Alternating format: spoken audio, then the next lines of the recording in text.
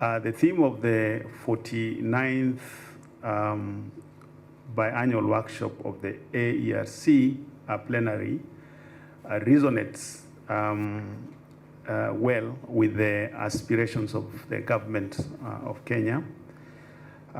Efforts towards empowering the youth through education and developing employable skills and creation of job opportunities. We are living in an unprecedented time of high youth population in Africa. As we have been shown, according to the African Union, there are over 400 million young people aged between 15 to 35 years.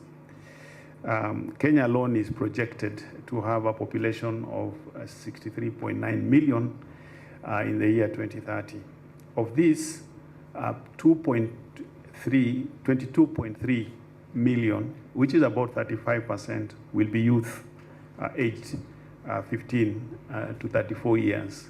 And then the youth in Kenya presents an opportunity for them to drive the economy if embodied with the right skill sets and access to gainful employment opportunities.